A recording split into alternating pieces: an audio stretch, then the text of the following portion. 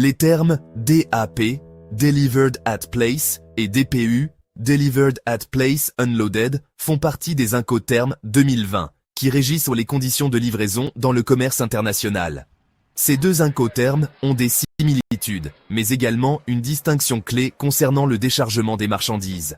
DP, Delivered at Place, livré au lieu convenu. Avec l'incoterme DP, le vendeur assume la responsabilité et les coûts de transport jusqu'au lieu convenu avec l'acheteur. Cependant, le déchargement de la marchandise n'est pas inclus dans la responsabilité du vendeur. Responsabilité du vendeur, emballage et préparation de la marchandise. Formalités douanières à l'exportation. Transport principal jusqu'au lieu convenu. Assurance transport, optionnel mais recommandé. Responsabilité de l'acheteur, déchargement de la marchandise à destination. Formalités douanières à l'importation. Paiement des droits et taxes d'importation. Exemple, DAP. Un fournisseur chinois envoie une machine en France sous l'incoterme DAP, Paris. Il prend en charge le transport jusqu'au site du client, mais c'est ce dernier qui doit organiser et payer le déchargement de la machine. DPU, Delivered at Place, Unloaded. Livré au lieu convenu, déchargé. L'incoterme DPU, anciennement DAT, Delivered at Terminal, est similaire au DAP, mais avec une différence clé. Le vendeur doit également assumer le déchargement de la marchandise à l'arrivée. Responsabilité du vendeur. Toutes les obligations du DAP. Déchargement de la marchandise au lieu de destination. Responsabilité de l'acheteur. Formalité douanière d'importation. Paiement des droits et taxes. Exemple. DPU. Une entreprise expédie des équipements à un port en Espagne sous l'incoterme DPU, port de Barcelone. Le vendeur s'occupe du transport et doit aussi organiser et payer le déchargement des équipements à l'arrivée.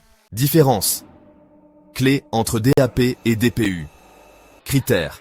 DAP, Delivered at Place, versus DPU, Delivered at Place Unloaded. Déchargement, à la charge de l'acheteur pour DAP, tandis que c'est à la charge du vendeur pour DPU. Lieu de livraison. Tout endroit convenu comme usine, entrepôt, chantier, etc. pour DAP. Pour DPU, c'est un endroit avec capacité de déchargement, comme un port, terminal, entrepôt, etc. Coût pour le vendeur. Moins élevé pour DAP, car il n'y a pas de frais de déchargement. En revanche, pour DPU, le coût est plus élevé, car il inclut le déchargement.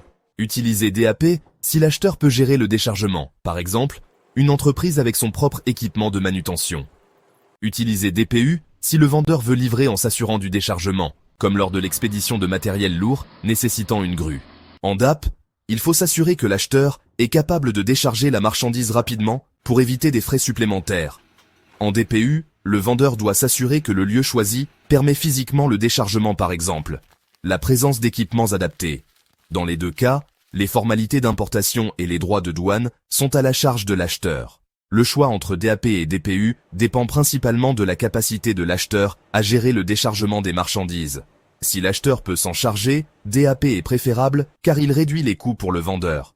En revanche, si le vendeur doit livrer avec déchargement inclus, alors DPU est la meilleure option. Besoin d'un exemple concret ou d'une clarification? Abonnez-vous, likez et laissez-moi des commentaires.